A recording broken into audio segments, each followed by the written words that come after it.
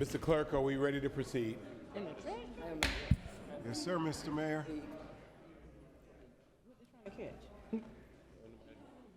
You're ready. Mr. Clerk, would you please call the roll? Yes, sir, Mr. Mayor. Mayor Van Johnson. Present. Mayor Pro Tem and District 5 Alderwoman Dr. Estella Edwards Shabazz. Present. Chairman and District 4 Alderman Nick Palumbo. Present. Vice Chair and District 3 Alderwoman Linda Wilder Bryan. Ready, let's go. Post 1 Alderwoman Carolyn H. Bell. Present. Post 2 Alderwoman Alicia Miller Blakely. Present. District 1 Alderwoman Bernetta B. Lanier. Present. District 2 Alderman Dietrich Leggett. Here. And District 6 Alderman Curtis Pertee. Present. Mr. Mayor, you have a quorum. Thank you. All rise. I call this meeting of the Savannah City Council to order. Today's date is February the 26th, 2026. The time is 2:05 p.m. We want to thank everyone for joining us here on a beautiful day in the greatest city on earth, both here and within our chambers and on our various social media platforms.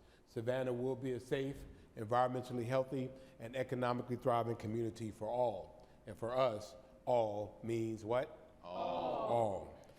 We are glad to have Alderwoman Alicia Miller Blakely, Post 2 at large, who will introduce today's invocator. Thank you, Mr. Mayor. Today's invocator is Pastor Ricardo Rolando Manuel, better known as Ricky. Born in 1960 in Fayetteville, North Carolina, is a retired U.S. Army senior NCO, non-commissioned officer, and devoted servant leader. He enlisted in 1979 and served 21 years in logistics and personnel management with assignments in the United States, Germany, and South Korea. He was part of the U.S. Precision helicopter team, which earned first place honors in France in 1986 and England in 1989, and was later mentioned in the book, We Came to Dominate, by CW4 Dan Kingsley, who is now retired. A longtime man of faith, Pastor Manuel ordained in 2000 and has served as pastor of Second Ebenezer Missionary Baptist Church since 2003. Under his leadership, the church has provided weekday hot meals to the homeless since 2006. He holds a bachelor's degree in religion from St. Leo University and received an honorary doctorate of divinity in 2018. An active community leader, author of Forgiving the Unrepentant and My Personal Prayer Journal, and philanthropist, he co-founded the Lorraine Cuppy Manuel Foundation in 2025 with his wife, Angela, to support victims of gun violence. The foundation is named after his daughter, the late Lorraine Marissa Cuppy Manuel. Above all, Pastor Manuel is a devoted husband, a devoted father of 2 children, 6 grandchildren, and a committed follower of Christ. I present to some and introduce to others, not only my friend and a man who was stationed with my husband, Hollis Mitchell, in Nuremberg, Germany, but I present to you Pastor Ricardo Rolando Manuel. Amen. Let us pray. Father, we bless your name today. We thank you, dear Lord, for another day, a day where we see your loving kindness and your tender mercies. We're standing here today, dear Lord, in this council, dear Lord, and we are asking for your divine intervention. We're praying, dear Lord, for the mayor and all the council members, realizing, dear Lord, that all of us, dear Lord, stand in need of prayer. But we realize in your word, dear Lord, that you told us, dear Lord, that what we do to the least of those, we do unto you. So, dear Lord, let us not just think about the bigs. Let us always remember the least. Let us look out for those who don't have a place to stay, those who don't have anything to eat, those who don't have clothing. Dear Lord, let us continue to do what you have called us to do. We thank you right now, dear God, for this council. We thank you for all that came today. Please, Lord, look beyond all of our faults and give us everything that we so desperately stand in need of. We'll be so careful to give your name all the honor, glory, and the praise. In Jesus' name we pray. Amen. Amen. Amen. Amen. Let us honor our country. I pledge allegiance to the flag of the United States of America and to the republic for which it stands, one nation, under God, indivisible, with liberty and justice for all. Thank you. If you remain standing for just a moment, please. Certainly our hearts, collective hearts, were broken at learning of the passing of the Reverend Jesse Lewis Jackson Sr., someone who touched the hands of King, but yet touched the hands of us. Certainly someone who reminded us that we were somebody, and who reminded us to keep hope alive. He was no stranger to Savannah, as he was a good friend of Mr. Benjamin Pelote Sr., and certainly the late, great Reverend Benny R. Mitchell Jr., and visited here often. As a matter of fact, as a very young college student, when I had a lot of hair, I had the opportunity to meet a man who just a couple of years before had launched a very significant campaign for President of the United States, and in the following year would do the same. Someone who was an elder statesman and had a lifelong commitment to justice and equality and equity and opportunity. And so we did not want this day to go by without recognizing his significant life, and certainly to mourn his passing. So I wanted us to take a moment of silence at this time, if you would mind.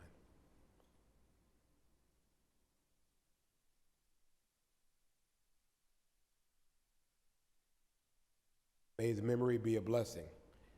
And in honor of his life, I've asked the order the flags of the city of Savannah and the United States of America to be flown half-staff from March the 1st, 2026 to March the 7th, 2026, in honor of this extraordinary life. Mr. City Manager, if you would please execute. Thank you all so much. Yes. Pastor Manuel. Thank you for what you do in this community, particularly as it relates to the unsheltered, the homeless people. And I know I would speak for Yvonne Pryor when I say she is very much indebted for what your ministry does for the inner city night shelter. So thank you for all that you do. Pastor Manuel, thank you for being here with us. Thank you for always being present and accounted for, as a good soldier would be.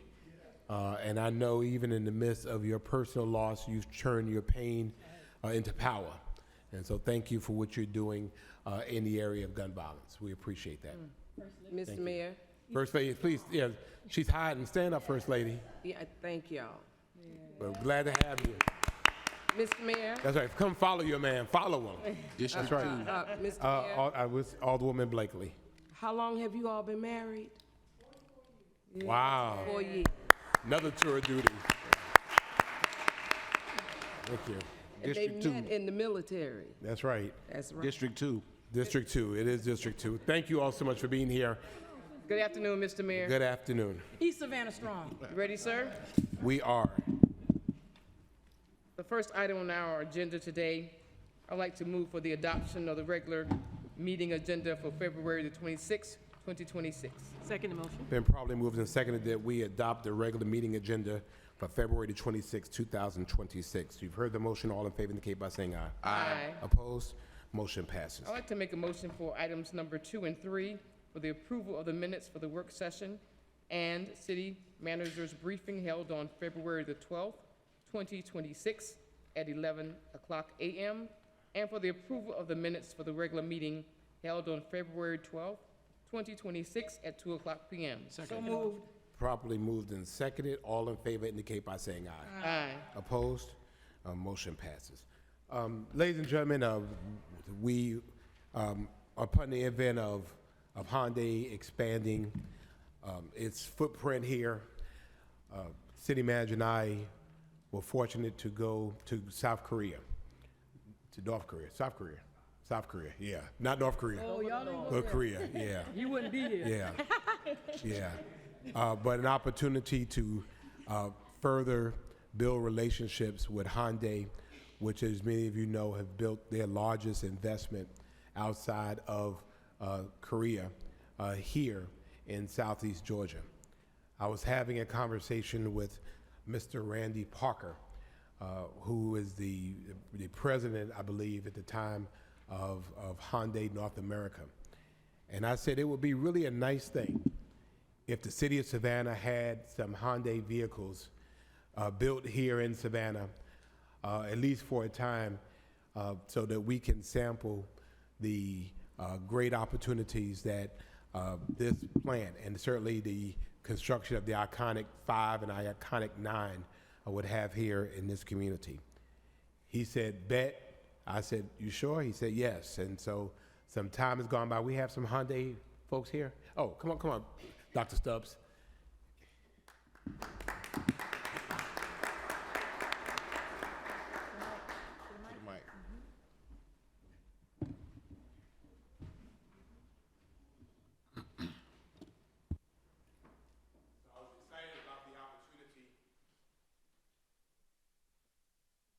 I wanted the Genesis, but they told me no. And I wanted keys, and they said, well, we don't do keys like that anymore. I should have known that, but we have been really grateful for certainly the transformative impact that Hyundai has had on our region and certainly on our city. We continue to grow, and as Hyundai continues to grow, we'll continue to grow with it. And so we're glad to have Dr. Brett Stubbs, that many of us know from Savannah Tech Days, is now doing big things at the Hyundai Meta plant for this presentation. Well, just briefly, thank you for everyone in this room and your leadership in the city. 60% of our Meta pros, our employees, live towards Savannah, most in 40% in Chatham County. And I know that the keys to the cars that I hold in my hand were built by Savannians. I can tell you that.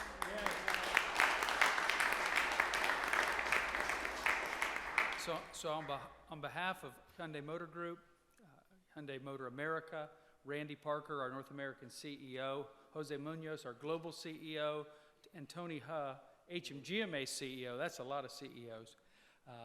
We're so honored to give to you today 2 beautiful Ioniq 5s built in Savannah. We hope that they move you around the city, and we're all about mobility, and we're about lifting people up, and you're about that too. So it's a fitting partnership. Thank you, Mayor. Thank you.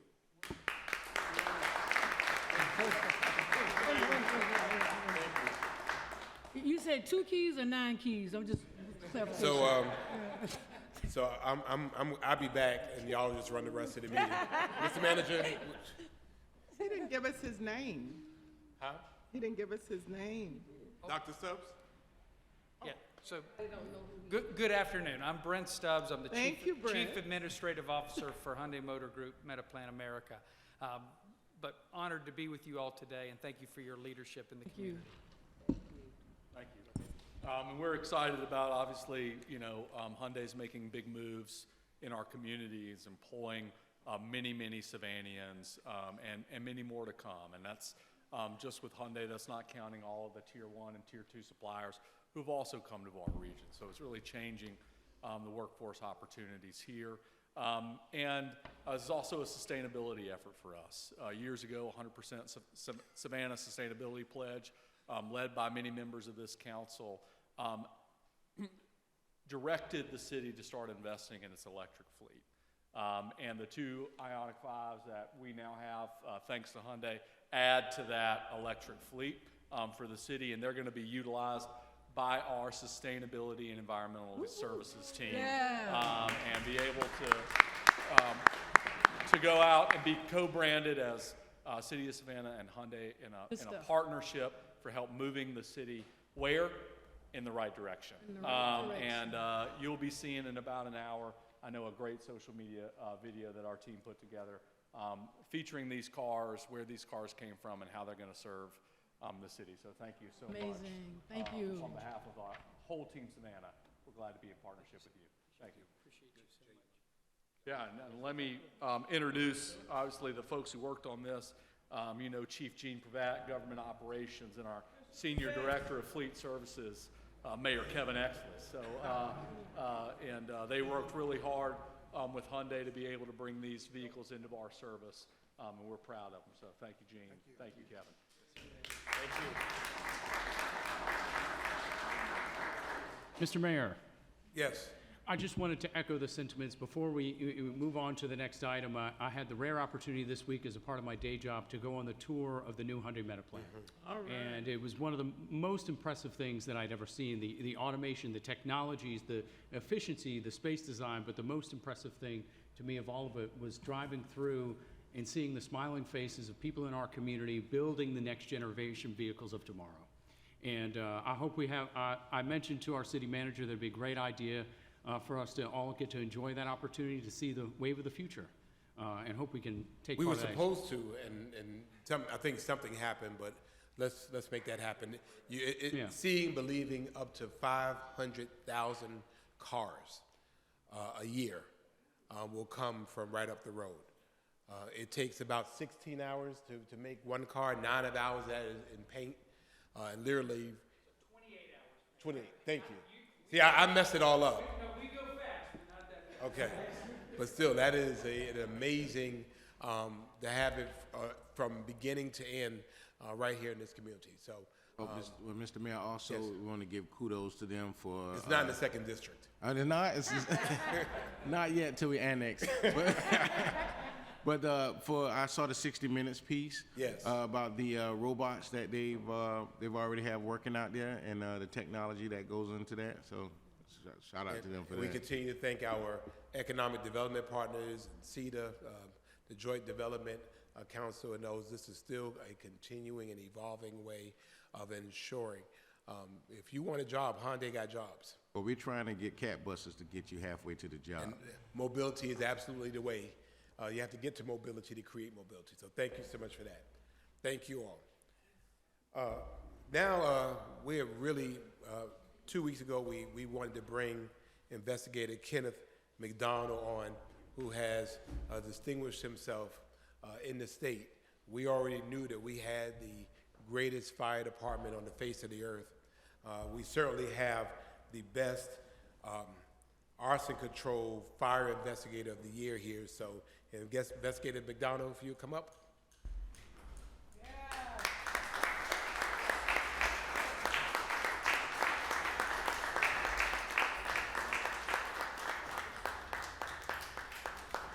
Come on, Deputy Chiefs.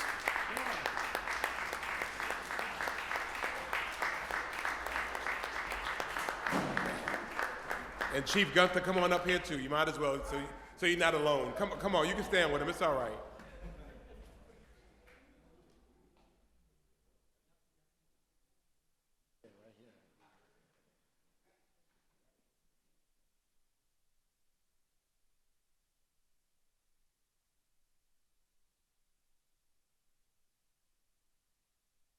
Oh, yes. Where's the young lady? Yes. So we wanted to make sure that we recognize this extraordinary achievement, and so I have a citation that reads as follows. Whereas the safety and security of the residents of Savannah depend on the dedication, professionalism, and perseverance of the men and women who serve in our public safety agencies. And whereas the Savannah Fire Department investigator Kenneth McDonald has demonstrated exceptional commitment to the protection of life and property through his diligent and thorough investigative work. And whereas the Georgia Arson Control Board has named investigator Kenneth McDonald as the 2025 Fire Investigator of the Year in recognition of his outstanding service and exemplary performance in the field of fire and arson investigation. And whereas investigator McDonald's 5-year investigation into a complex and dangerous criminal case resulted in the successful conviction of Barry White, who detonated an explosive device in his ex-wife's vehicle, bringing justice to the victim and accountability to the offender. And whereas his persistence, attention to detail, and unwavering pursuit of the truth reflected the highest standards of the Savannah Fire Department and exemplified the courage, integrity, and professionalism that safeguard our community. And whereas Investigator McDonald's work not only brought resolution to a serious criminal matter, but also reinforced public trust and demonstrated the critical role that fire investigators play in protecting our citizens from acts of violence and destruction. Now, therefore, I, Van R. Johnson II, Mayor of the City of Savannah, do hereby commend and congratulate Investigator Kenneth McDonald on being named the Georgia Arson Control 2025 Fire Investigator of the Year, and extend the gratitude and appreciation of a proud and thankful council and community for his outstanding service, dedication, and commitment to the safety of Savannah. Ladies and gentlemen, this is Forensic Files meets Dateline meets 48 Hours for real. Congratulations, sir.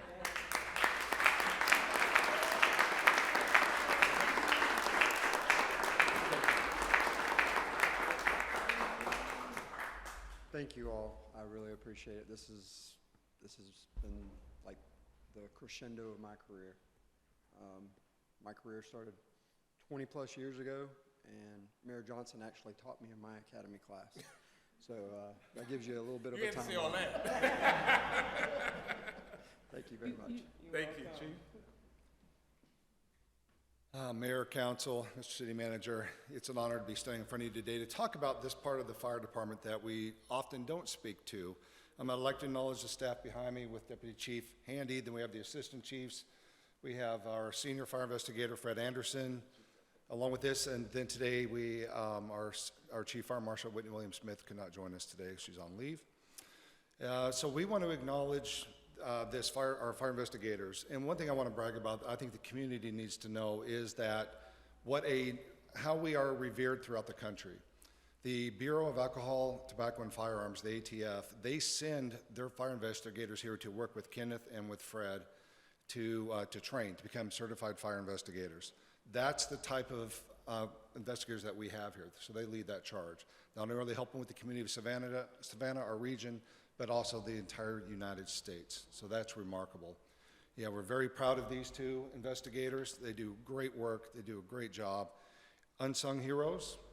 Investigating fires are very difficult. As you can imagine, with the destruction that happens, it's very hard to go in and understand what caused it or what could have caused it, but these two get the job done. So very proud of them. Thank you. Well deserved.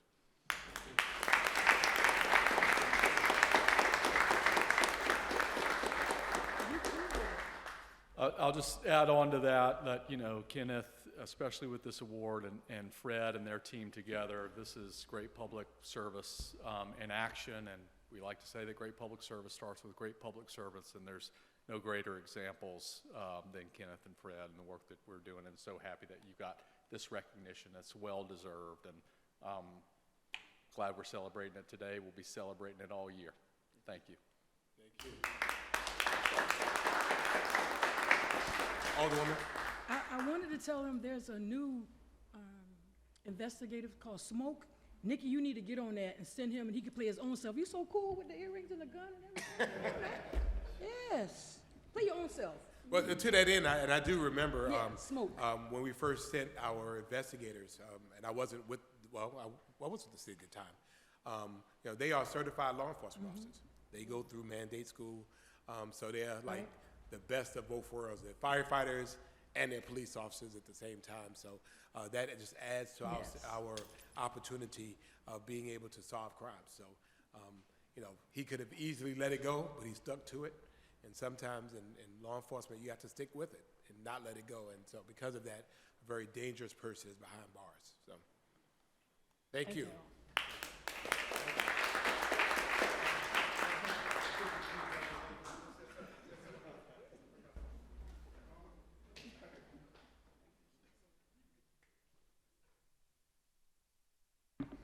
Yay, fire department, engine 8, 9, and 1.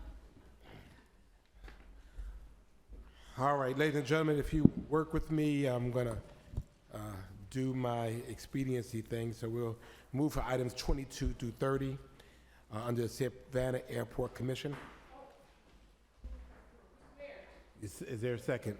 Properly moved and seconded that we approve items number 22 through 30 under the Savannah Airport Commission.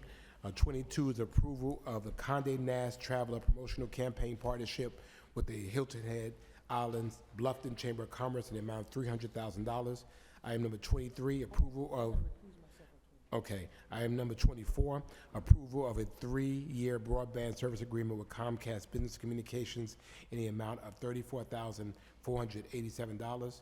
Item number 25, approval to execute an intergovernmental agreement with CEDA and Chatham County to construct a signalized intersection in the amount not to exceed $818,375.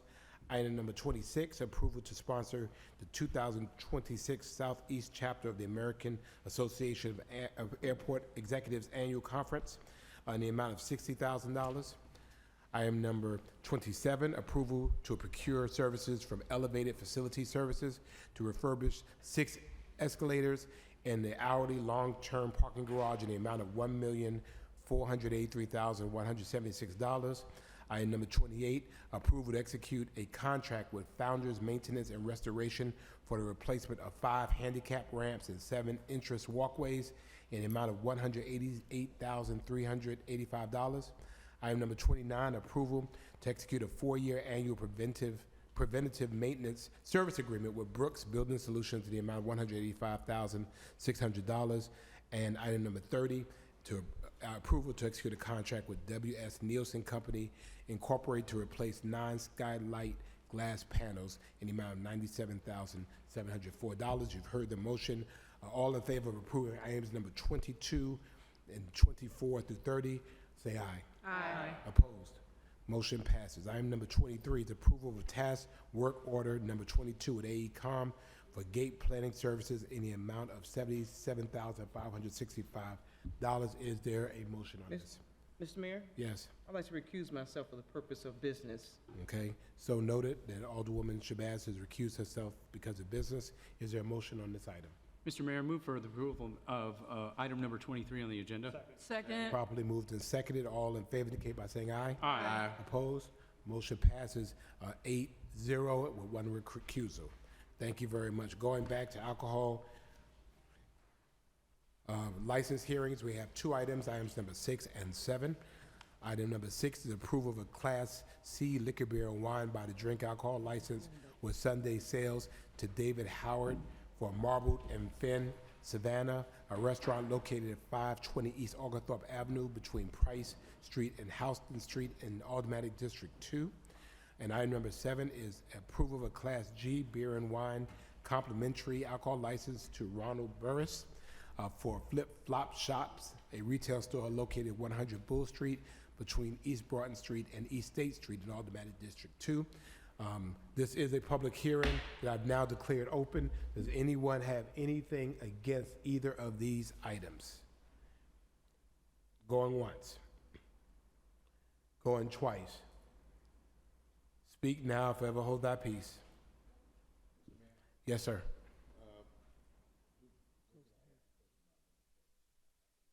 Yes, sir. Mr. Mayor, I ask that we close the hearing. Been probably moved that we close the hearing. All in favor indicate by saying aye. Aye. Opposed?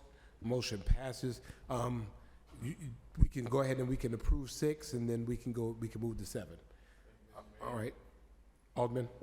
Yes, sir, Mr. Mayor, I ask that we approve the Class C liquor, beer, wine by the drink alcohol license David Howard for Marlon and Finn, Savannah, a restaurant located at 520 East Oglethorpe Avenue. Second. Been probably moved and seconded. All in favor indicate by saying aye. Aye. Opposed? Motion passes. Item number 7, Alderman Leggett has a question. Yes, sir, Mr. Mayor. Judy Jones, anybody?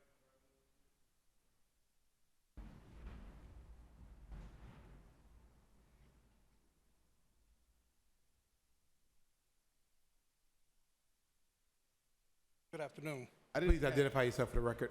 Jerry Bartley, Revenue Department. Thank you.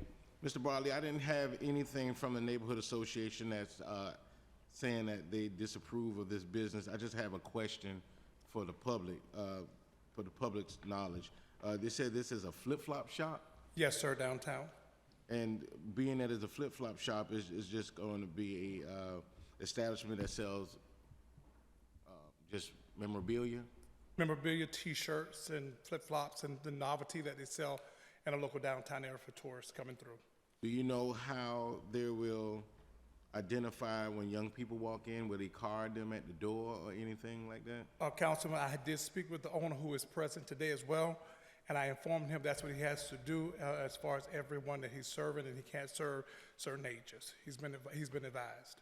Okay, so being that you advised him, did you advise him also that having this license is a privilege and not a right? Yes, sir, we have. Okay, so I just wanted to put it on there, Mr. City Manager, because I just wanted to make sure that the public did know once we started handing out liquor licenses, and this being a unique ask for a flip-flop shop or just a memorabilia shop. But we're not saying no to it. We just wanted to find out exactly what it was. Mr. Bartley, quick question. The request is for complimentary alcohol, so it's not alcohol for sale. That is correct, and we explained that to him that it is complimentary beer and wine. Yes, sir. It's not for sale. Mr. Burris is here? He's here. You understand, right? Yes, sir. Okay, thank you. Alderwoman Miller Blakely.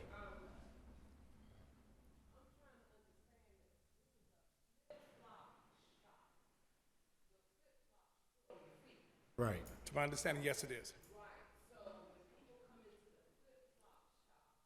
They're going to be allowed to give complimentary wine and beer to the customers. Yes, ma'am.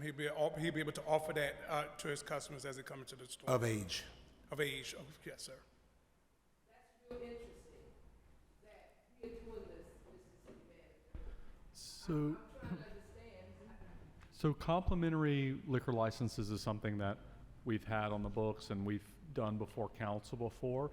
A lot of the times you'll see hair salons, furniture stores, jewelry stores have complimentary alcohol licenses to be able to serve their customers or their patrons with a complimentary glass of wine or a beer.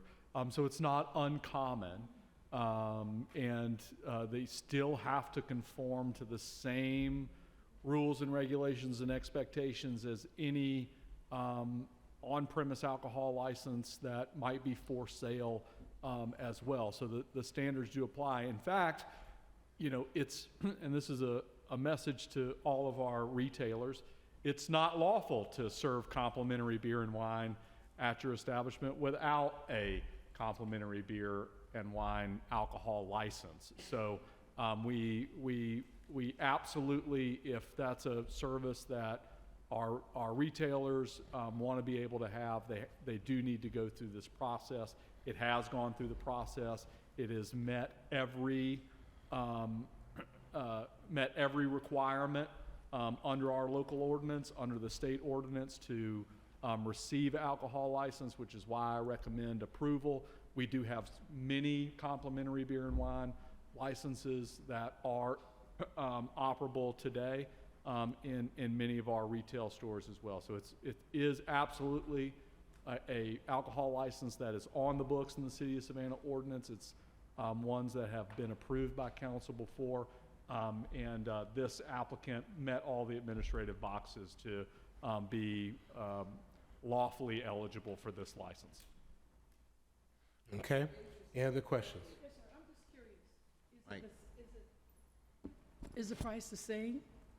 The fee, the alcohol license fee Now, the that's same? for the business owners. He have to incorporate that price just to whatever curious. he's serving that if he can't charge them for it. So I told him he has to work that into his Mr. price. Bartley, I believe she's asking about the application fee and Oh, the the application license fee. I thought you talked about the customer. There's a fee that he has to pay for the fee, so yes, ma'am. Is it comparative to a regular liquor license, the money that we get? Anytime we can generate some money is a good thing, but I was just curious. I'll be able to There's a beer- provide, there's- I'm sure that I can wait for that answer. Judy Jones and Melissa right now are looking, Yeah, I know, there is a they're fee- going to there is a look fee. through the, yeah, let us, There's a fee that he pays, yes. yes, let us get, I know that, yes, we pay a fee, if I could answer the question.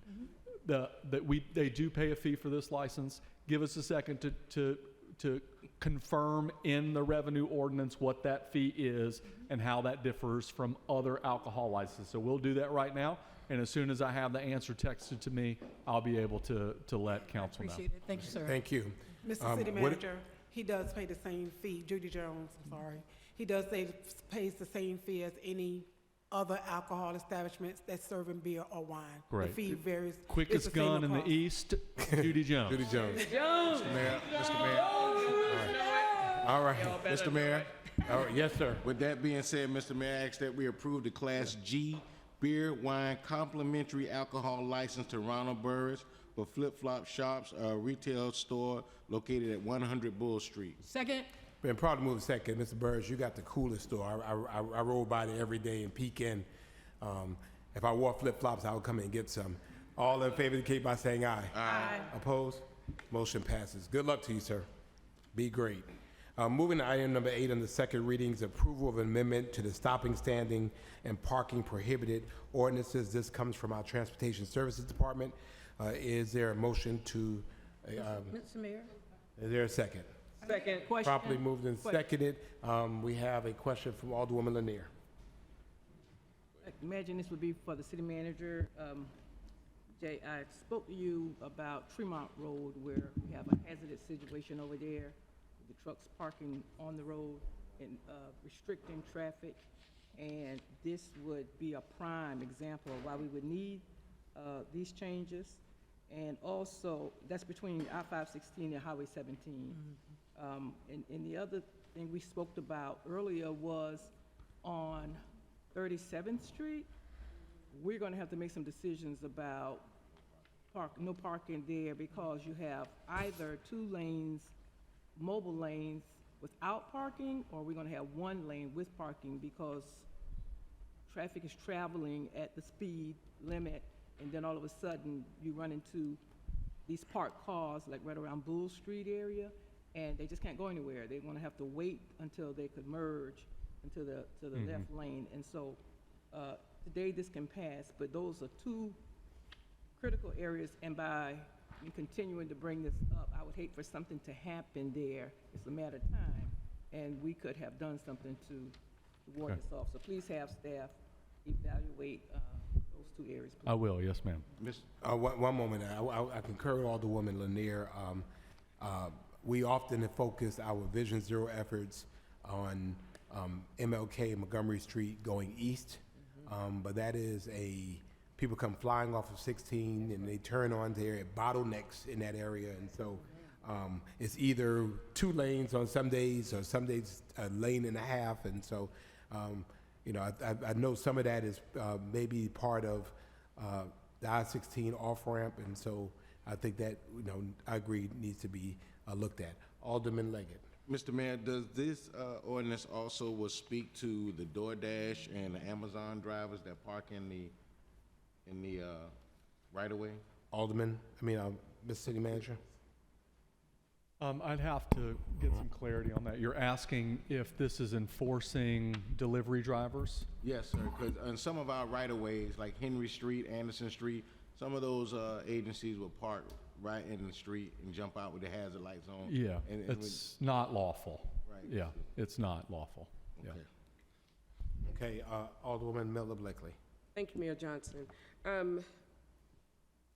City Manager, traveling south on Bull, right at Bull and Victory, there's a lot of construction going on right there, and the street has been reduced to not even a full lane. Do y'all know what I'm talking about? Passed by this We morning. need to do something about that because that is a very dangerous area. And I don't know who gave them permission to take half of the street, but somebody needs to look at that because it's not good. And Yes, it ma'am. could be hazardous. We'll take a look. Are you familiar with it, Mr. City Manager? What's that? Are you familiar with what she's talking about? We'll look into it, yes, sir. All right, thank you. Also 37th and Bull as well. From Bull, Where they're yeah, doing that yeah. major construction, we need to have somebody take a look at that. Thank you. Okay, was there a motion?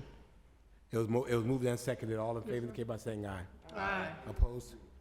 Motion passes. Look over your purchasing items 9 through 21.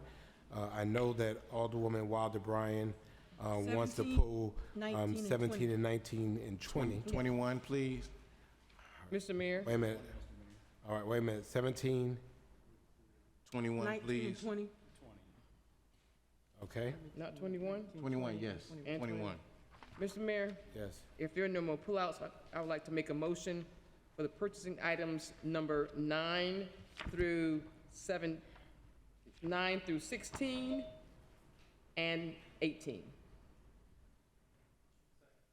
And probably moved and seconded that we approve item number 9, authorize the city manager to execute contract amendment number 2 for engineering, construction, inspection services for the I&D surface water treatment plant optimization and expansion to Hussey Gay Bell in the amount of $9,200,000. Item number 10, authorize city manager to execute a contract for multifunction copier equipment with ABR in an amount not to exceed $300,000. Item number 11, authorize city manager to execute a contract for software and implementation with Spry Point in the amount not to exceed $1,631,700.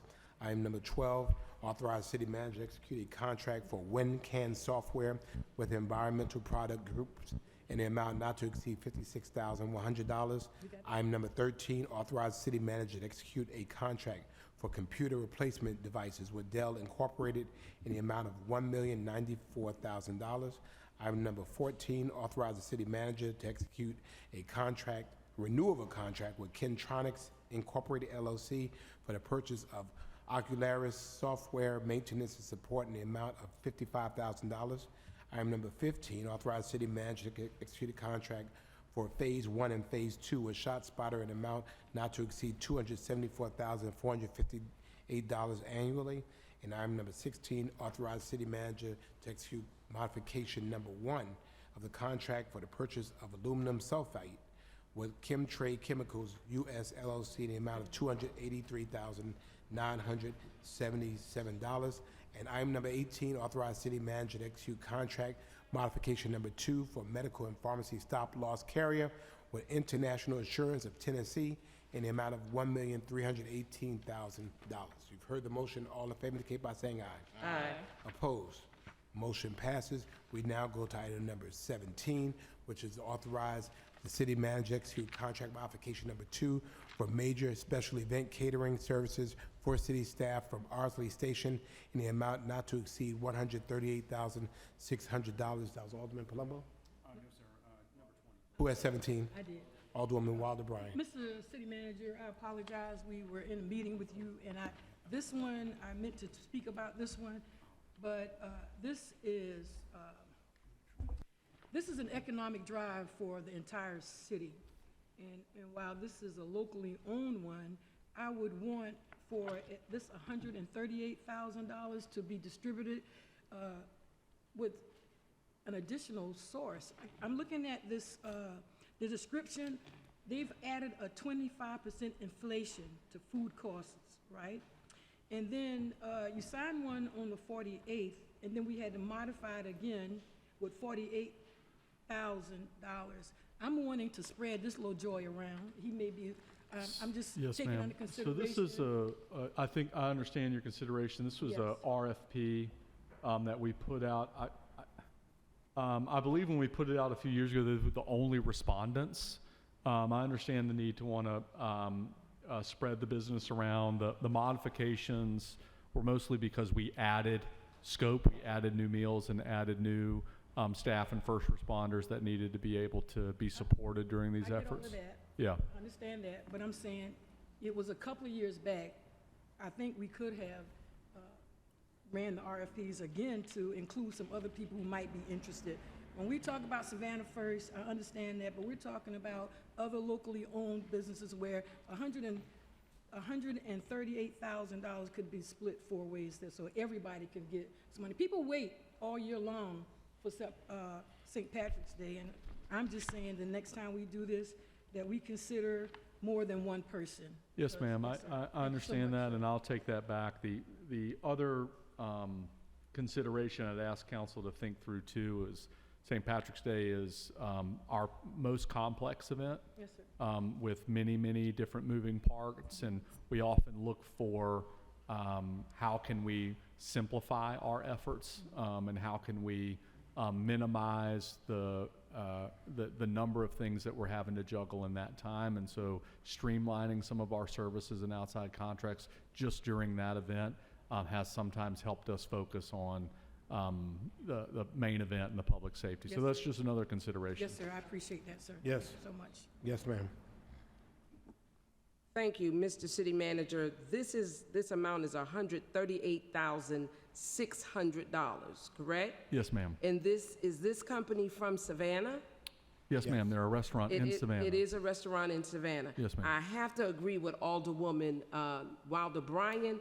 $138,600 is a lot of money. Now, we're going to be feeding individuals, so is this restaurant going to go to each of the locations, or do the employees have to go to them? And this is for the employees, correct? Yes, it's That's for our working. first responders and for our employees who are working the event. This is a 5-day event this year. Meals are primarily served out of the Civic Center.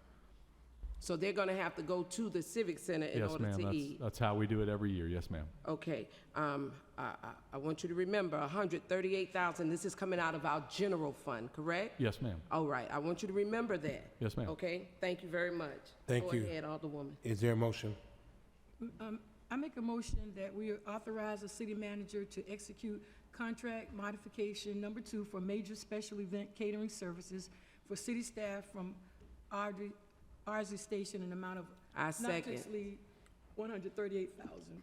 Properly moved and seconded. All in favor indicate by saying aye. Aye. Opposed? Motion passes. Item number 19, authorize city manager execute a contract for the installation of a new splash pad at Sunset Park with Great Southern Recreation, CO Water Play Solutions Corp., in an amount not to exceed $124,100. Alderwoman Wilder Bryan. Yes, sir. Yes, sir. It's been a very good week in the 3rd District. We're excited about the splash pad. I want to thank Mr. Roberts and his staff, and also want to thank previous mayor, Edna Jackson. She was part of that community. That's the Fernwood, Potwood. And I'm so glad that we're moving south in the 3rd District and doing really good things. I would like to make a motion to authorize the city manager to execute a contract for the installation of a new splash pad at Sunset Park with Great Southern Recreation Water Play Solutions in amount not to exceed $124,000. Second motion. Properly moved and seconded. All in favor indicate by saying aye. Aye. Opposed? Motion passes. Item number 20, authorize the city manager to execute a contract for the design, procurement, and installation of a prefabricated storage building at Daffin Park with Gordian Incorporated in an amount not to exceed $330,191. This is Alderman Palumbo, but I wanted to note that we did receive a letter of opposition that the clerk's office has submitted to council for their review. Alderman Palumbo. Thank you, Mr. Mayor, and thanks to the constituent who wrote the concerned letter as well. And we also received a letter in our inbox from the Historic Savannah Foundation officially taking a position against this item, which is why we pulled it for a little bit of discussion. And I think that there needs to be just some clarity around this item, and then I'm going to have some comments. Not for city staff, but really honestly for the community about how we move forward, because this particular site has become a focused area of time and attention, particularly on the subject of who owns Daffin Park. And this has been a rising issue.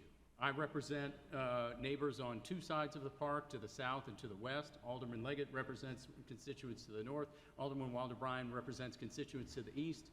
And truly, it's the People's Park. If you look at the map, it's owned by clearly all of us. But there have been growing concerns about placement and structures, and that's come up again. So, Mr. City Manager, could you just share with us a little bit more about this item? Although routine, I think residents want to know what's it look like, where's it going to be placed, and what we're trying to achieve here. Yes, sir. Thank you, Alderman. This is it's a structure its primary purpose is for the storage of park maintenance equipment for both our Park and Tree Department and our Rec and Leisure Department for the storage of items that have been in the past either not safely secured in old rusted buildings near Grayson Stadium or out in the yard as a kind of an eyesore as well in Daffin Park. what we've really attempted to do with the design of a new storage facility is incorporate that structure into the existing Morris Stadium, so which is the smaller turf field stadium just to the west of Grayson Stadium, which holds a lot of community events.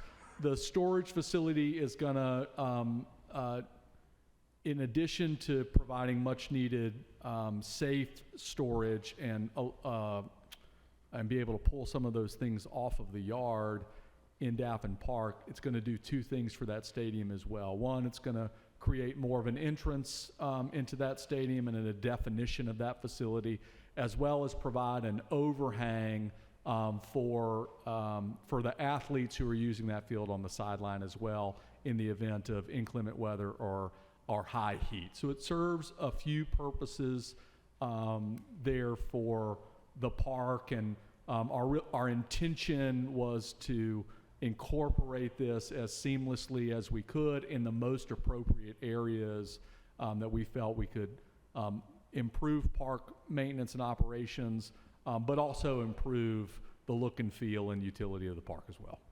Well, and I think that's a very well-reasoned and good thing to do.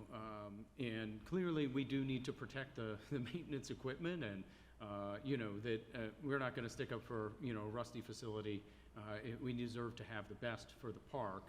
I know that it's caused a lot of concern with residents about the future of the park, and my recommendation, if my colleagues are willing to agree, is that the adjacent district alderpersons come together with you, Mr. City Manager, maybe HSF, and the neighboring presidents to talk about the future of the park, maybe get eyes on the design. And I want you to know that I'm supportive of this and fully understand it. There's just an increased spirit of conflict around this public utility that I want to make sure that we give them a warm fuzzy about it, if that's possible.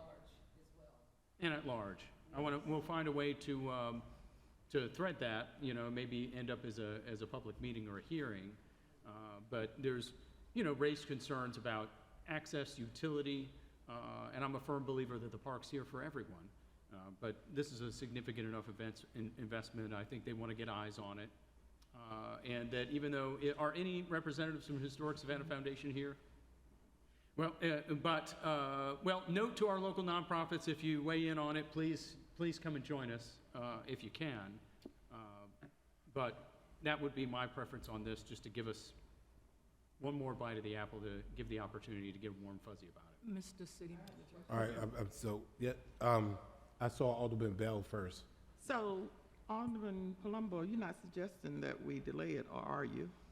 For 2 weeks. For 2 weeks? Yes. Okay. And by the Until way, we have this discussion.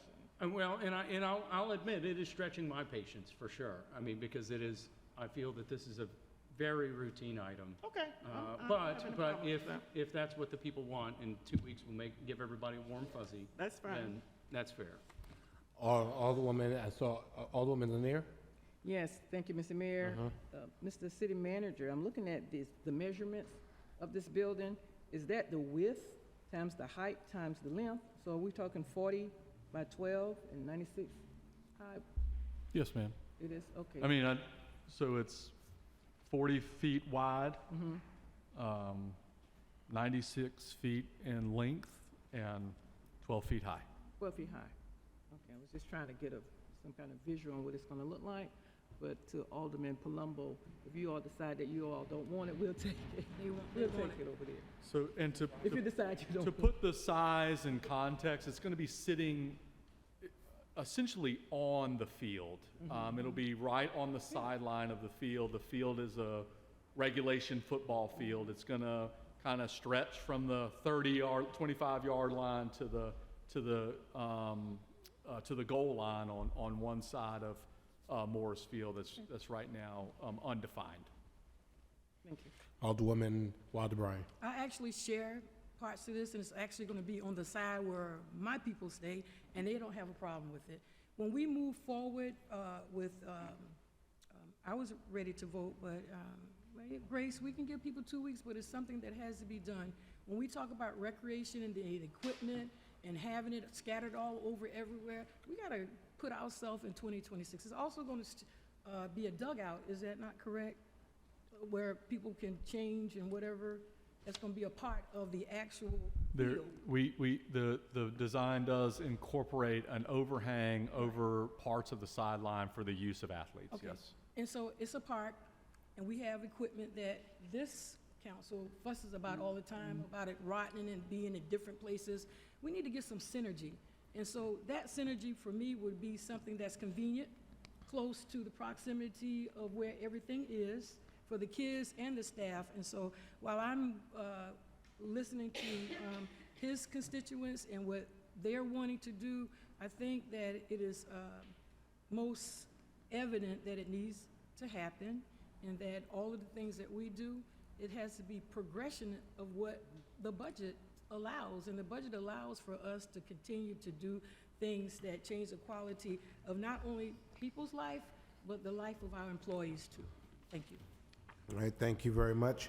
Mr. Mayor, was that one complaint letter? Was Yes. that one? It's one comment, one public comment. All right, so we're going to hold this for 2 weeks. Yes, Yeah. ma'am. And so. Yes. Oh, I'm sorry. I thought you spoke already. Well, All right, one moment. Let me. I'll offer another motion that we move on this, and we talk to this one person, because we only got one person opposing this, and it's gonna hold up what everybody wants in that commercial. It will still give us an opportunity to speak with her, but it's expedient for me and no, we can talk about it, we still can move. So, can you give me the wording to move forward with this, A but have a substitute discussion motion. with, the substitute motion, but the verbiage, so that he gets what he wants, right? And my people get what they want, and the staff get what they want. We need to move on this. I'm going to recognize Alderman Palumbo only because I'll get to you, but since she's offering and the substitute motion has not been seconded yet. I'll recognize him too. Absolutely, and thank you, Mr. Mayor. And I totally understand the concern. That's why I expressed, my patience is certainly stretched to its limit. I believe that constituents have been calling, instead of reaching out to Savannah City Council, they've been reaching out to local nonprofits who have then been spun up into action. Out of deference to them, I think we need to do some level setting about what happens in the park, meet with the aggrieved nonprofits that are weighing in on this issue, and an opportunity just to come together. I'm fully supportive of this and what happens at Morris Field and what happens at Daphne Park. Just recommend 2 weeks for them to give it a once-over, to get eyes on it, understand the city's investment, what we're trying to achieve in the park. I agree, Nick. I'll wait. All right, thank you. Alderwoman Miller Blakely. And then we're still gonna do it, it's one person. Sorry. My concern is Gordian Incorporation. Are they here in Savannah? Are they someplace else? And if they're not here in Savannah, why are we using them to build this when we have builders right here in Savannah? This is a prefabricated building. Yeah, no, ma'am, Gordian is not local, that I'm aware of. They're not local. We use prefabrication in some of our construction, especially when the construction is fairly easy, fairly routine, is a standard design in some of these rec facilities, and it becomes a more cost-effective and more efficient way to deliver the build. If we were to go and procure a stick build for this, like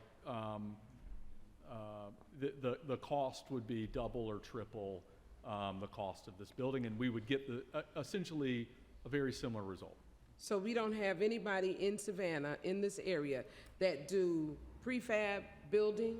Ma'am, I can follow up with the procurement. I would appreciate it. Procurement strategies that we used here. I can absolutely tell you with great confidence that we used a very legal procurement strategy here to procure this. I wouldn't doubt that there are firms in Savannah who could help, but perhaps they did not respond to this bid. But I'll give you all of the information on our procurement activities for this. I'm concerned because $330,000, 191, that's a lot of money for a prefab building with the dimensions that you all say here. So I'm just curious. Thank you. Thank you. I think we have consensus that we're going to push this for 2 weeks, so we'll put this back on the calendar in 2 weeks. Yes, sir. Item number 21, is authorize city manager to execute a contract for cab cameras with Sam Sauer Incorporated, amount not to exceed $269,576. I don't know who pulled this one. I did, sir. All right, Alderman Leggett. Thank you, Mr. Mayor. Mr. City Manager, the ask is to authorize you to spend $269,000 on cab cameras, but the thing is, you're only having it for the sanitation department. How come? This is a risk management initiative and something that was a service enhancement request in the FY26 budget. We're starting here with sanitation for a few reasons. One, the sanitation trucks are big, heavy machinery, and they move about the city all the time. So these cameras provide a few things for us. One, it's able for us to be in constant connection with the crews inside the cabs, but there's also cameras around the trucks as well. As you can imagine, large sanitation trucks, small lanes, we get a lot of claims every year that sanitation truck came by and scraped my car or ran over my landscaping, etc. And this technology, one, helps us confirm or refute those claims. It also helps us provide really important training tools for our sanitation drivers and crews who are out there operating in our streets. So you're saying this is not going to be just the sanitation crews that are going to have cameras? This contract is specific to sanitation. This is this is kind of becoming an industry standard risk management tool. Sanitation outside of PD is our largest fleet and is our largest standardized fleet. PD already has cameras associated with their performance. But but the police cameras are cameras that's out-facing cameras. And as you know, in the past month, we had multiples of police cars who have been in wrecks. And I'm not sure what procurement numbers they can give us. Yeah. But we've had multiples of wrecks from different members of city staff that have been in wrecks around the city. I just want to make sure that we addressing everybody, and not just our I understand. sanitation department. And that's the goal too. This is a technology that our sanitation team is ready to roll with. They've got the capability to do so. This is a good place for us to implement this measure, understand how it can work and work better, and then hopefully be able to integrate it into larger sections of our fleet. Mr. Mayor? Yes, and let me add, probably because of the standardization of the fleet, it's probably the quickest to be able to determine whether it works or not. So, Alderman? Yes, sir, Mr. Mayor. I ask that we authorize the city manager to execute a contract for cab cameras with Samara Incorporated in the amount of not to exceed $269,576, sir. Second. Been probably moved and seconded. All in favor indicate by saying aye. Aye. Opposed? Motion passes. Item number 31 is a resolution authorizing the sale of alcoholic beverages for on-premises consumption on Sunday, March the 15th, 2026. State law allows us to have one Sunday a year that we can designate as the Sunday that we would allow sales of alcoholic beverages. Staff met with our alcohol serving establishments, and I believe they preferred Sunday, March the 15th, so that's what the resolution is for you. What is your pleasure concerning this? Mr. Mayor, Yes. I make a motion that we honor the resolution authorizing the sale of alcoholic beverages on premises consumption on Sunday, March 15, 2026. Second. Been properly moved and seconded. All in favor indicate by saying aye. Aye. Opposed? Motion passes. Item number 32, last Friday, we released publicly, as though council was informed in advance of our public notification, that science had confirmed that which we had believed. This was a combination of folklore and oral history, the records in our municipal archives, and then now the scientific analysis that in and around Whitfield Square, that were the remains or what they call anomalies of at least 80 places where either enslaved people were buried or where enslaved people are buried. This is significant for us because our municipal archives for quite some time indicated that this was a slave cemetery, and we were able finally to confirm this intentionally and aggressively, and council was informed. So we now know that this is sacred ground, it's hollow ground. And so what do we do now that we know what this is about? I think that we're very, very clear that we have to do something significant. And a city as significant as Savannah historically, in 2026, we're still finding out history.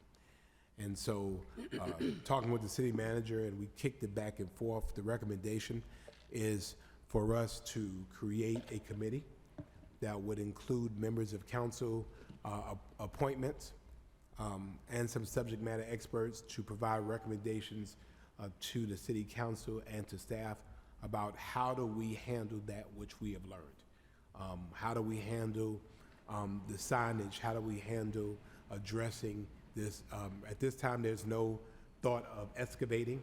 I think that sometimes you allow people to rest in peace, but this is kind of new space for us, and we've learned that we've done really, really well when we've asked for the public to be a part of it, and we've learned very well that diversity and equity is achieved when all council members have the opportunity to appoint someone. So this is a resolution asking for that. Ms. Luciana Spraker will be the chair of that committee, and they will meet and really come forth with some options for council to be able to consider. Mr. Mayor? Yes. I ask that we approve the resolution to create a committee to advise the commemoration of the burial ground in Whitfield Square, sir. Second. Been properly moved and seconded. Question as well. Wait, who's saying question? She had a question. Alderwoman Lanier, yes. Yes, Mr. City Manager, the subject matter experts, what subjects are the experts in? What would make them an expert in this instance? Well, obviously, historians and archivists that can help paint a fuller picture of what the science has learned, experts in enslavement and free people's lives, specifically in Savannah. Experts may also include current experts in Gullah Geechee culture or African American and early African American culture in Savannah as well. So would also kind of want to understand what council's understanding of expertise would be in this space. We also do have experience with other places in our city which are were once active burial grounds, which are no longer active burial grounds, and they're passive parks, but are maintained by our cemetery department as well, like Colonial Cemetery and others. So there are some expertise around monumentization and maintenance of sacred spaces as well that might be helpful to include as a part of either the advisory committee or the advisory committee's work. Thank you. I was asking the question because the local people, many local people, we knew of this history, but like Mayor said, it was considered by some folklore because a lot of our history has been word of mouth. But we've had the group, like Sister Pat, working for years to, I guess, bring this to light. And it started with the Taylor, former Calhoun Square, and that effort was successful. But I heard the mayor said that this is a good way for us to move forward, involving quote-unquote experts, and the council have an opportunity to appoint people. And I wish we had done this with the Weeping Time before it was sold, so we could bring out all of the historic facts to show where the piece that was sold is definitely connected and related to the property. Just I needed to say this at the time, but I'm supporting us taking this action at this time. If I could add onto that, Alderwoman, all of which I agree with, just want to give I just want to commend the way that our Archives and History Office approaches these issues, which can be very sensitive. We did this work for the ground penetrating radar with Lamar Institute in advance of erecting a historic marker in Whitfield Square to mark these burial grounds, which we knew in archives existed, but like you said, many knew that they still existed. And the work of our archives and history brought partners like Sister Pat Gunn and others to Whitfield Square to have a ceremony before that ground penetrating radar work was completed. And I think it's that kind of treatment with respect and reverence and community involvement that allows us to really approach these sometimes difficult and sensitive issues with joint respect. And I'm just proud that this city council and this city works to do right when this city did not do right or could not do right in the past. And I just City wanted to Manager, mirror did you that. say that a decision has been made just to put a marker? Oh. Or this group will decide? Well, this group will decide. This Whitfield Square and the existence of the burial grounds for enslaved and free people of color in Savannah, we knew that our archives showed that this was the location of burial ground. Our archives also showed that in 1855, City Council instructed the city marshal at the time to remove those graves to what is now Laurel Grove. That's right. And that's where the archives and the oral histories differ on whether or not that work was completed or not. And I think now we know through science and through our commitment to getting to the bottom of the truth or telling the whole truth and the whole story is that it is confirmed that not everybody who was interred in those grounds left those grounds for new resting places. And so we were moving forward with a historical marker presentation there as part of our historical marker program to commemorate that site as a former burial ground. But before we did that, we wanted to make sure that it wasn't an existing burial ground. And I think now we know, and this advisory group will help us and help City Council determine how do we treat this in terms of its commemoration or memorialization now that we know. One last thing, in 1855, someone was paid and their charge was to remove the graves. All of them. Yes, ma'am. And so, City could we follow the money? Somebody, We'll continue to look into that history so we can tell the full story. Alderwoman Lanier, to your point, no, the city council will decide. The advisory committee will make recommendations to city council, but ultimately, city council will decide what actually happens there.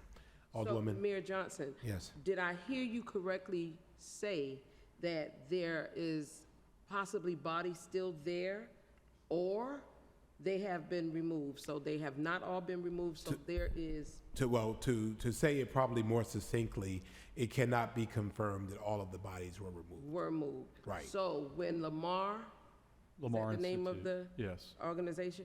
When they came and did their analysis of what was there, they're saying that bodies are still there. They found anomalies in the ground that would indicate either what would be a grave site. And again, I think Luciana might be able to explain it better. So Please. you might just go ahead and. She can come up and She was trying to avoid it, Ms. Yeah. Melder, but.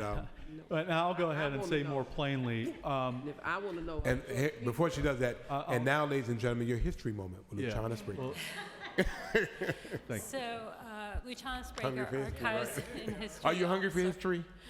Yes, definitely. So the GPR analysis found about 80 anomalies as well as 2 clusters that are so tight that they can't even count those up. These are either intact burials or what may be burial shafts where remains were removed during relocations in the 1850s.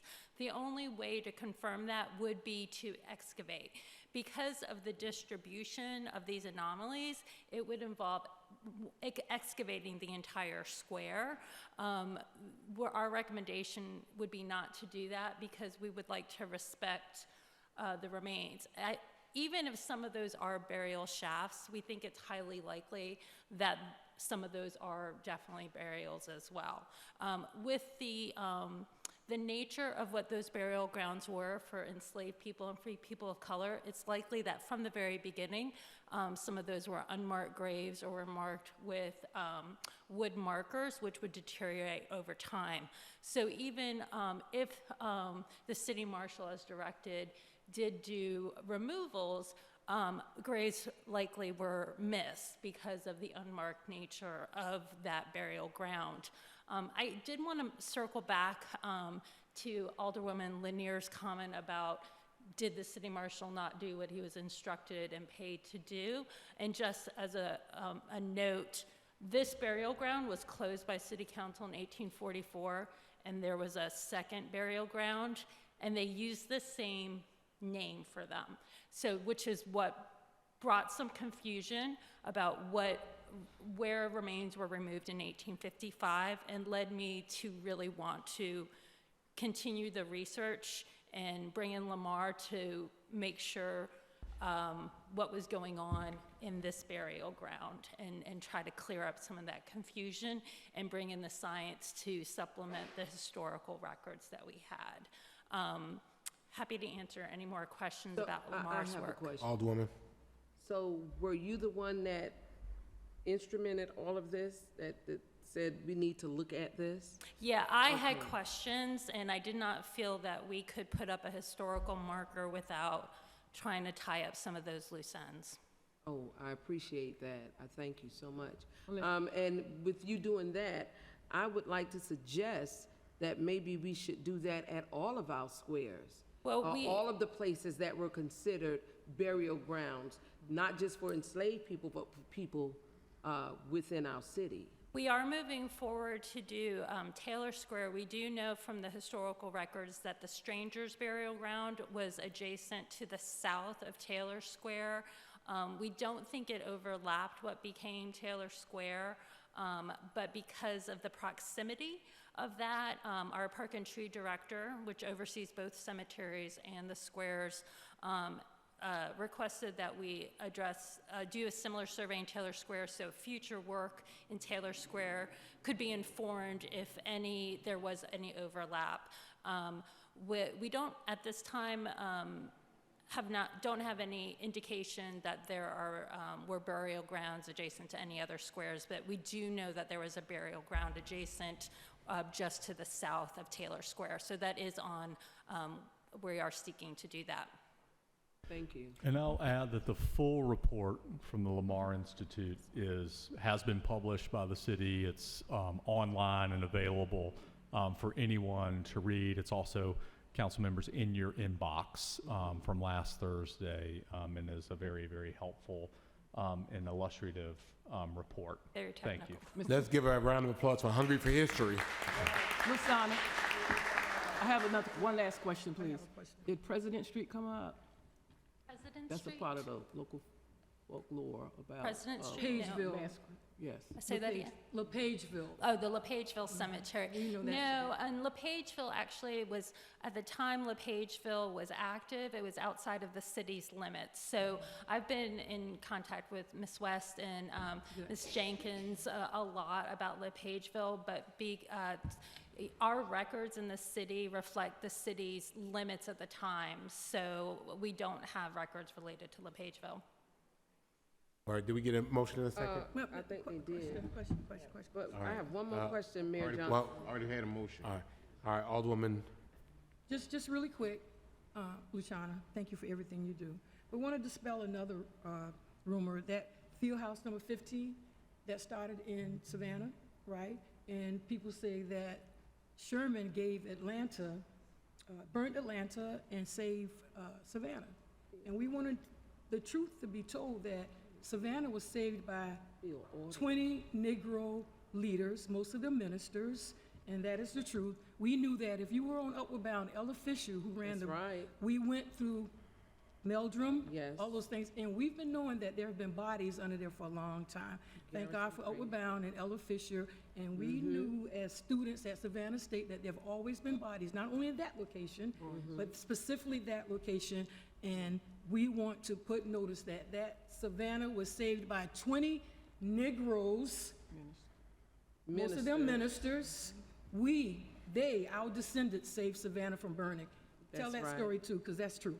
Yeah, One 'cause of them happened to be my ancestor. they had a relationship Frazier. with the army, and they took care of them because they took care of them. They took care of us. Ladies, I'm gonna call y'all back on task. Alderwoman Shabazz. But no. But I do and have a I wanted to question, say Mr. that, Mayor. and I understand. I wanted to agree with her. All right, I understand. Luciana. I'm just trying to bring us back Yes, it is. to And I'm our coming back item. that I said this to say this. Most of the times when we have boards, we ask people to give resumes. This is the specific time where she should have a job description of the people who are gonna be on this, right? We don't want people because they're black or they're white to say their bodies. We want people who actually have the accoutrements, the tools to make this what it is. An outstanding event and a legacy for us, and Pat Gunn is one of them. And so we want to Jamal make sure, Touré. whoever it is, we want to make sure that they have the accoutrements and the tools to assist you in doing this, and they're not just there because we say there's some black bodies or dead bodies or anybody's bodies down there. We want to make sure that the people who are on this committee know what they're talking about. Please and thank you. Well, I hope each council member will just use their own conscience in determining who they go appoint. We need a job. Alderwoman Shabazz. Thank you, Mr. Mayor. I just want to make a comment in reference to what we're talking about here when the ancestors, African ancestors who lived and died here, it's been such a silence of wanting to tell the truth of the matter about where our ancestors lived and where they died and where they were buried. I too, along with my husband, in reference to Savannah State and other places that we are talking about, and a lot of us on council, we've been involved with this work. I just wanted to make my comments that I would like to commend our mayor. I would like to commend our city manager and Luchina. You are such a jewel for the city of Savannah, where you don't let your feet off of the gas pedal until you dig down and get the truth of the matter. So with this particular situation, I want to thank you so much, because our story has always been a silent story. So when our tourists now come to Savannah, they can see, like we say, all of Savannah, all of the stories of all of Savannah. That's all I have to say, Mr. Mayor. Thank you. Thank you.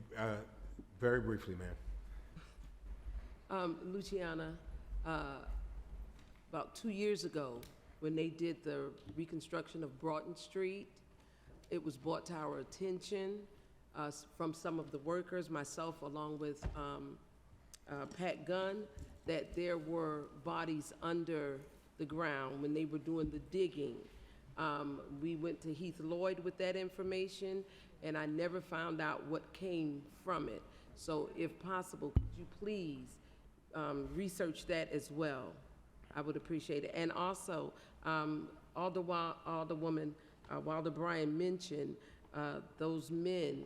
I just want to put this in the record. One of those men were Garrison Frazier, who is my ancestor, okay? And he's the one that coined the phrase, "Give us 40 acres and a mule," from my understanding.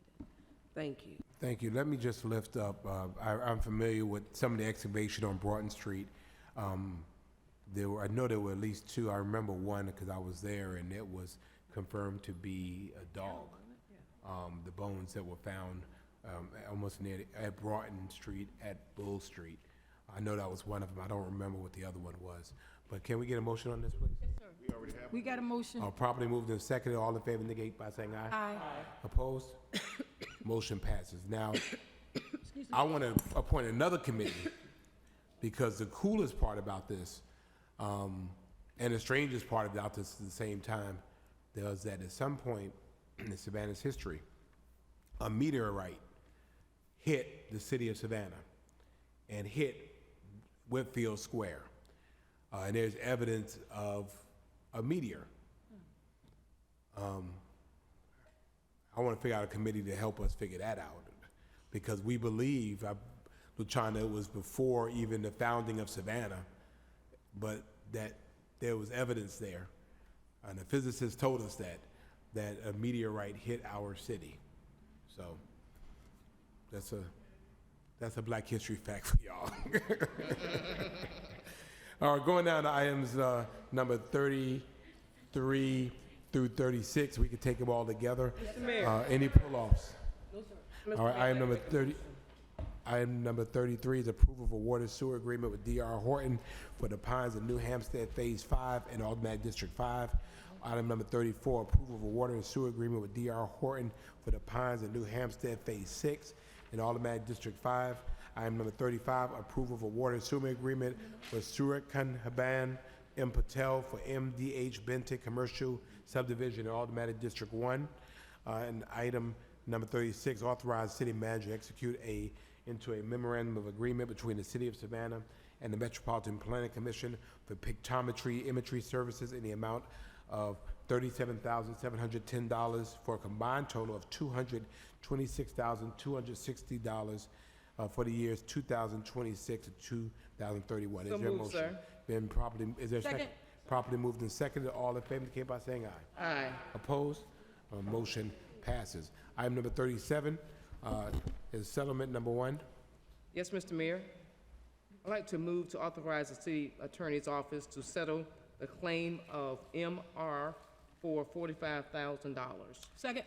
Been a motion to authorize the city attorney's office to settle a claim of Mina Kikshi Raw for $45,000. All in favor, indicate by saying aye. Aye. Opposed? Motion passes. Ladies and gentlemen, that ends our printed agenda. How long we stay from here? 5 minutes. Depends on you. I got stuff to say. No. It depends on you. So, I don't know where, start where? Start on this end, you All right, started on that. Alderwoman Bell. Oh, that. Mr. Mayor, I'd like to ask a question of the audience. Is Dr. Sharon Stokes Williamson in the audience? She's right there. Would you stand, please? She's visiting our council today. She is a candidate for Georgia, District 1. And she's just come to visit council to say hello. Thank you, Dr. Williamson. Good to see you. All right. Okay, I just want to say congratulations to my son and the best daughter-in-law in the whole wide world. We talk about Whitfield Square. They got married on Whitfield Square this Saturday. So I'm so proud. I've now gained another daughter, and I'm just happy for them. And congratulations to them. When y'all see them, tell them congratulations. Congratulations. More grandbabies, we hope. All right. Thank you very much. All right, Mr. Mayor, one person I forgot about, and I wish I wouldn't have last time. Two families I want to lift up. One is Miriam Fulton, the Windsor Forest Garden Club, just a shining star in the Windsor Forest Garden Club in the 6th District. And Dr. Pat, as most of us knew her, or Dr.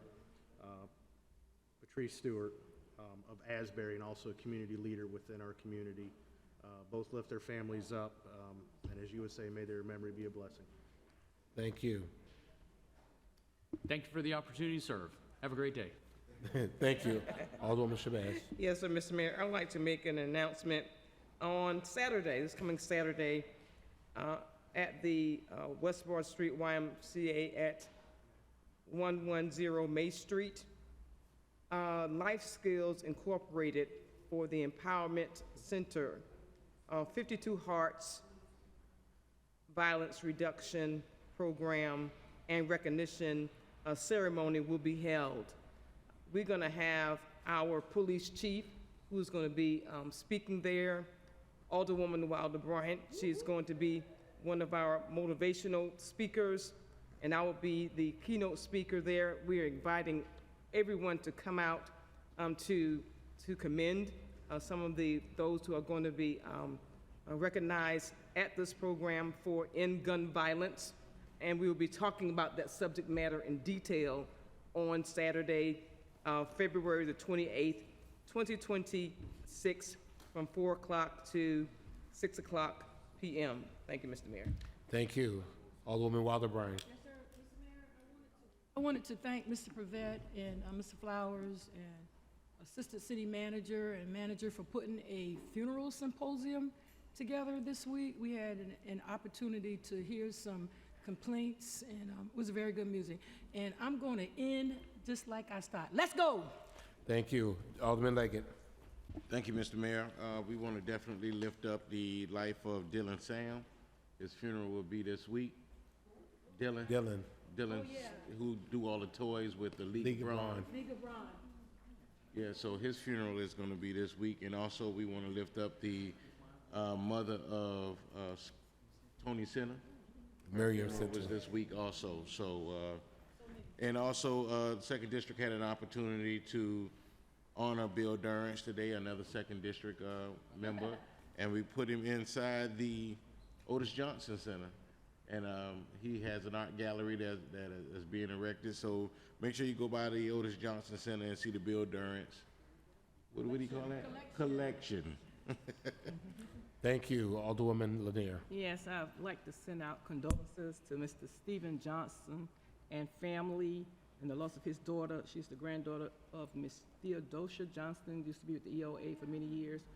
Very beautiful young lady, sickle cell victim. And also, this Saturday, there will be the Dr. Seuss Festival at the Children's Museum, and my grandbaby is so excited about that.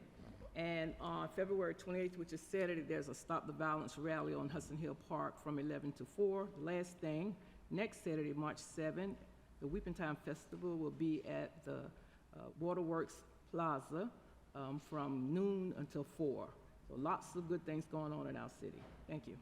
Thank you. I want to lift up the family of Dr. Linda Davis. We were heartbroken to hear that on a day that was set aside for wellness of our educators, Dr. Davis was heading to work and was hit by someone that was eluding or running from DHS agents. It did not happen in the city of Savannah, but she was beloved in our community. She was beloved by HES K-8, where she was adored. So we lift up her wife, Consuela, and her family that I've known for years. And funeral arrangements, I believe, will be on next Saturday. And so we lift up that community, the entire community. We we already mentioned Miriam Center. There will be no one else like her. And she rode the 99. And until the very end, she was Miriam Center. So we lift up her family, Tony and Scott and the rest of that family as well. We also lift up Chef Joe Randall. Who made life a lot sweeter here in this city, and was certainly a legend. He is enshrined, and I saw it in the National African American Museum in Washington, D.C. And so his services will be on this Saturday, I believe, at 11 o'clock at St. Paul. So just lifting up all those families, lifting up his wife Barbara and his children as well. One other thing. Yes. I'd like to acknowledge and thank the Interdenominational Ministerial Alliance for leading and conducting a community-wide prayer vigil in honor of Dr. Davis, and our own Mayor Pro Tem Estella Shabazz participated in that prayer vigil. Thank you. Thank you. Mayor, I ain't gonna be long, I promise. Y'all don't forget Tina Turner review tonight at the Civic Center. If you can go, please, by all means, support that initiative. Thank you. Mr. Mayor, just one other thing. Wanted to lift up my cousin's family, Lisa Jones. We lost a good one, DeVal Jones. He was a wolf master. Everybody know him sitting in that corner over there. Rest in peace, DeVal. We love you. Danny and Lisa. Oh, Eloise Dudley, yes. A voice for the ages.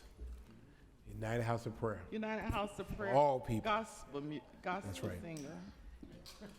Anybody else? Mr. Clerk, do you have anything? Mr. Attorney, do you have anything? Mr. Manager, do you have anything? Ms. Chief of Staff, do you have anything? We stand adjourned. God bless. Thank you. Be Savannah strong. Mr. Mark.